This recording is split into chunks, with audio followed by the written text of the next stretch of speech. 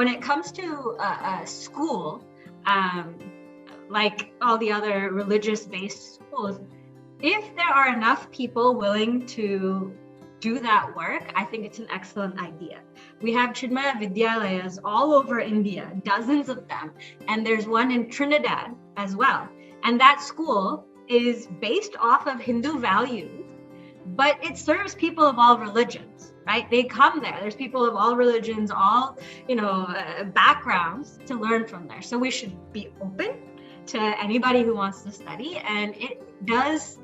I think Bhaktiji says minority. We have to keep that in mind when we talk about opening up a school. We are a minority. The path for us is going to be more difficult than it is for others. But if there are enough committed Sanatanis willing to do it, I think it's an excellent idea, because when we have Balavihar, it's 1 hour out of their whole week. The Monday through Friday and even Saturday with extracurriculars, they are constantly bombarded with why are you doing this? Even teachers teaching them things about Sanatana Dharma that's false. And they come back to me and they say, hey, I took world history AP and the only thing they talk about is caste and poverty and all of this, this patriarchal society. Is it true? And then I only have a limited time to talk to them about these things. So the false information and sources are overpowering the right information and the truth. So if you have a school for Hindus to be able to learn about how to be a better servant to society, right? It's not just about being a better Hindu. When you're a better Hindu, you're a better person. You're a better sevak. So I love the idea. If there's enough people, I think it's excellent. Thank you so much, Ramacharini ji. Shrey, would you also like to take an answer for these? Yeah, absolutely. And I particularly want to just talk about the college question, right? I think a lot of the worries and fears that parents have when sending their kids to college is that, man, they're going to be exposed to so many things. I can't force them to come on Sundays anymore to the temple, right? I can't tell them to do these things. They may choose to do other things. They may lose connection, right? All of these fears.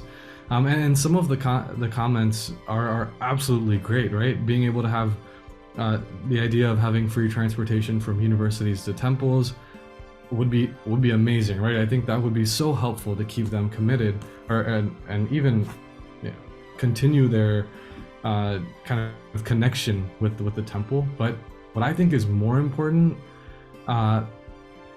is finding a way for someone to build that connection with those youth, with those individuals on a college campus in a different context, right? So what I mean by that is, when kids are in college, it's a whole new environment, right? They're on campus, they're exposed to many different things, but having them come to the temple isn't the only way to keep them connected. It's by keeping the relationships alive, right? So similarly to what Shuchitaji said, we have discussion groups on campus where we'll talk about the same kinds of ideas, values, and topics related to our culture, but we see it from a different perspective, maybe a little bit more global, tailored to young adults. And we'll have these discussions where we want to the main idea is to keep someone who's leading this discussion be in the same age range, right? So that people don't feel judged, people feel like they can maintain a good relationship and that they can relate to the people in the entire group. And so, we've been having great discussions on a weekly level, talking about topics like why we celebrate certain festivals, who are historical figures that have done great work around the world, debates on contemporary issues. But what's most important during that phase of life is to maintain the relationships that you built with the community group through the temple, because without that, I think that is the time frame where afterwards you see friends and groups move to different parts of the country or a different world, and it's harder to keep that kind of connection alive. And so if those relationships are intact,